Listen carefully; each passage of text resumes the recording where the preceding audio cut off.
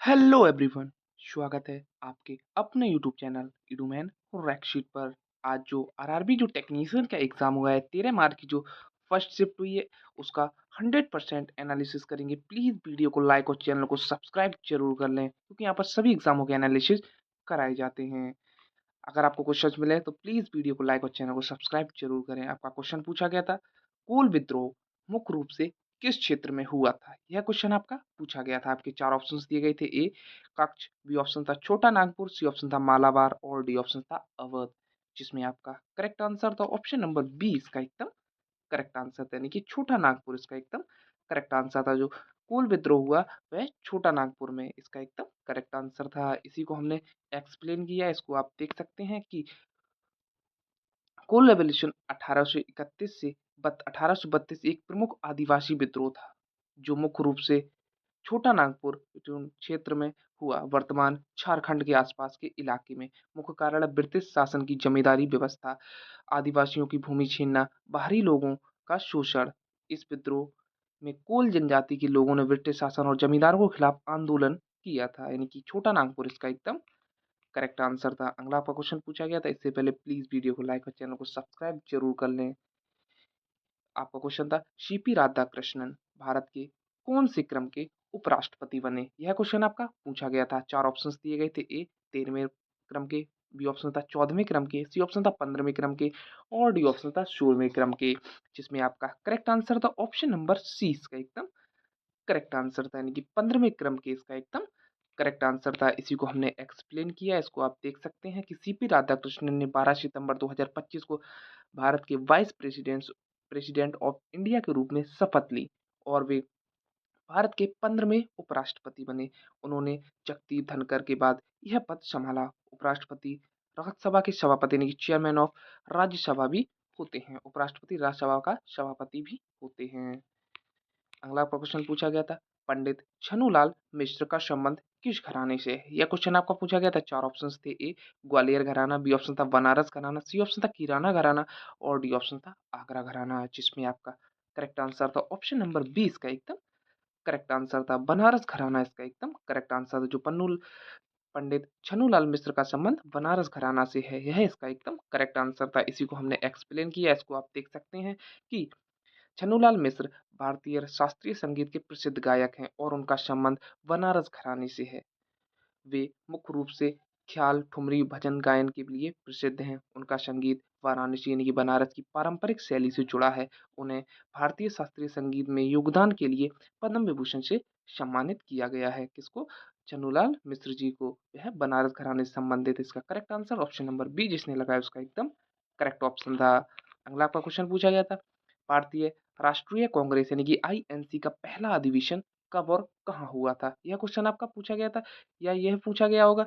यह मुझे लगता है एक और बताया गया था कि यह पूछा गया था कि कौन वायसराय थे, जो लॉर्ड डफरिन, वो हमने आगे बताया। इसको आप देख सकते हैं। ये क्वेश्चन आपका था कि भारतीय राष्ट्रीय संगीत आईएनसी का पहला अधिवेशन कब और कहाँ हुआ था। यह क्वेश्चन था। ऑप्शन थे। ए 1885 मुंबई में, बी ऑप्शन था 1886 कलकत्ता में, सी ऑप्शन था 1887 मद्रास में और डी ऑप्शन था 1888 इलाहाबाद में। जिसमें करेक्ट आंसर था ऑप्शन नंबर ए इसका एकदम करेक्ट आंसर था, यानी 1885 बम्बई में इसका एकदम करेक्ट आंसर था। पहला अधिवेशन हुआ था। इसके जो अध्यक्ष थे वह थे वोमेश चंद्र बनर्जी यानी कि डब्ल्यू सी बनर्जी इसके अध्यक्ष थे। पहले अधिवेशन के यह बम्बई में हुआ था, वर्तमान में मुंबई। अगर यह क्वेश्चन नहीं पूछा गया होगा तो जो आगे हमने आप क्वेश्चन दिया है वो 100% पूछा गया था।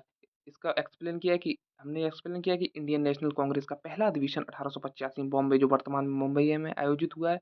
यह अधिवेशन 28 से 31 दिसंबर 1885 के बीच हुआ था। इसकी अध्यक्षता व्योमेश चंद्र बनर्जी ने की थी। कांग्रेस की स्थापना में एलन ओकवेन ह्यूम की महत्वपूर्ण भूमिका थी, यानी कि ए ओ ह्यूम की महत्वपूर्ण भूमिका थी कांग्रेस की स्थापना में। अगला आपका क्वेश्चन पूछा गया था, वर्ष 2025 में 50 टेस्ट मैच खेलने की उपलब्धि हासिल करने वाला पहला भारतीय यानी कि उल्लेखानुसार कौन है? 4 ऑप्शंस दिए गए थे आपको। ए शुभमन गिल, बी ऑप्शन था ऋषभ पंत, सी ऑप्शन था के एल राहुल और डी ऑप्शन था जसप्रीत बुमराह। आपके 4 ऑप्शंस थे जिसमें करेक्ट आंसर था option number D Jasprit Bumrah इसका एकदम करेक्ट आंसर है जिसने लगाया उसका एकदम करेक्ट आंसर था। इसको हमने एक्सप्लेन किया। इसको आप देख सकते हैं कि जसप्रीत बुमराह ने अक्टूबर 2025 में वेस्ट इंडीज के खिलाफ टेस्ट मैच खेलते हुए अपने 50वें टेस्ट मैच की उपलब्धि हासिल की है। यह मैच दिल्ली के अरुण जेटली स्टेडियम में खेला गया था। इस उपलब्धि के साथ बुमराह 50 टेस्ट खेलने वाले पहले भारतीय तेज गेंदबाज बने हैं।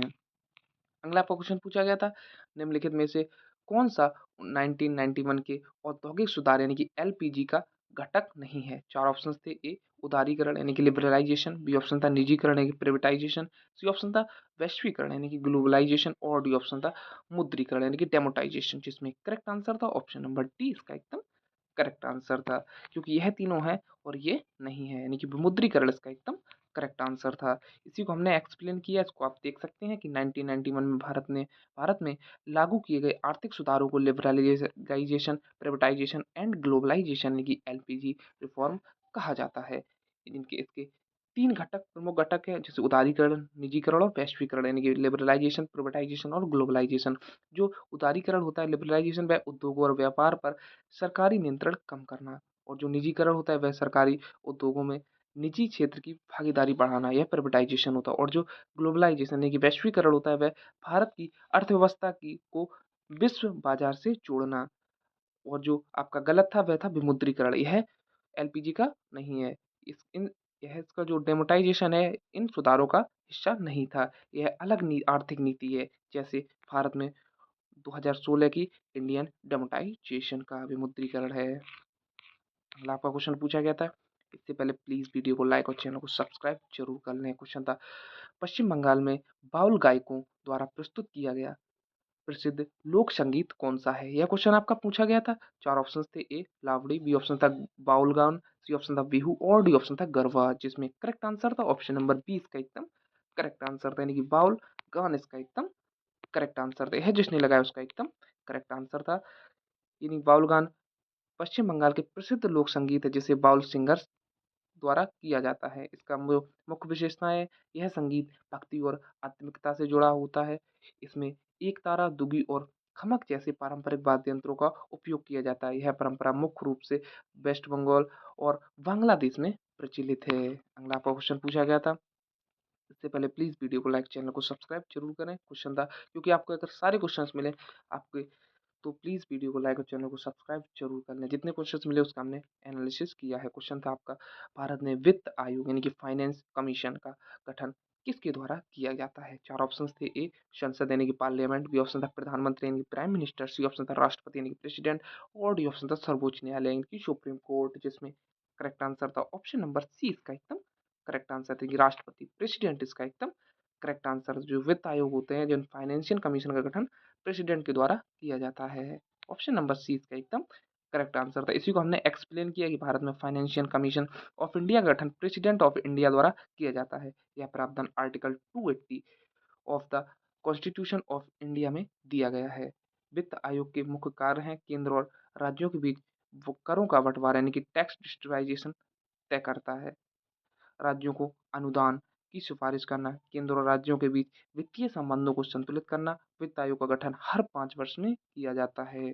अगला आपका क्वेश्चन पूछा गया था, भारतीय संविधान में नागरिकता का उल्लेख किन अनुच्छेदों में है? यह क्वेश्चन आपका पूछा गया था, यानी कि सिटीजनशिप किस कितने से कितने अनुच्छेदों के बीच है? ऑप्शन थे। ए 1 से 4 के बीच, बी ऑप्शन था 5 से 11 के बीच, सी ऑप्शन था 12 से 35 के बीच और डी ऑप्शन था अनुच्छेद 36 से 51 के बीच, जिसमें आपका करेक्ट आंसर था ऑप्शन नंबर बी, यानी कि आर्टिकल 5 से 11 यानी कि अनुच्छेद 5 से 11 इसका एकदम करेक्ट आंसर था, जो नागरिकता को दर्शाता है, यानी कि सिटीजनशिप को दर्शाते हैं। इसी को हमने एक्सप्लेन किया। इसको आप देख सकते हैं कि भारतीय संविधान में नागरिकता यानी कि सिटीजनशिप का उल्लेख आर्टिकल 5 से 11 ऑफ कॉन्स्टिट्यूशन ऑफ इंडिया में किया जाता है। यानी कि ये आपको बताया है हमने कि आप देख सकते हैं कि आर्टिकल 5 में है, संविधान लागू होने पर समय नागरिकता, संविधान के लागू होने के समय नागरिकता। Article 6 of the constitution of India, Pakistan से भारत आए लोगों की नागरिकता। सी ऑप्शन था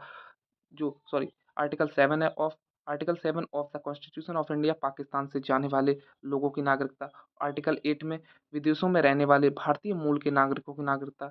और आर्टिकल 9 है विदेशी नागरिकता लेने की परिस्थिति। आर्टिकल 10 है नागरिकता के अधिकार जारी रखना है। और आर्टिकल 11 है संसद की नागरिकता से संबंधित कानून बनाने का अधिकार। यह आपके 5 से 11 तक सारे आर्टिकल हैं जो सिटीजनशिप से संबंधित है, लेकिन नागरिकता से संबंधित है। यही इसका एकदम करेक्ट आंसर था, जो 5 से 11।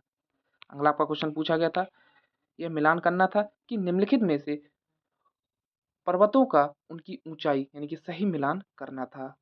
आपके यह दिया गया था कंचनजंगा, ये आपके दिया गया था, जिसमें आपका करेक्ट आंसर था ऑप्शन नंबर ए इसका एकदम करेक्ट आंसर था। इसी को हमने बताया है, इसको आप देख सकते हैं कि कंचनजंगा है वह 8,586 मीटर है, और जो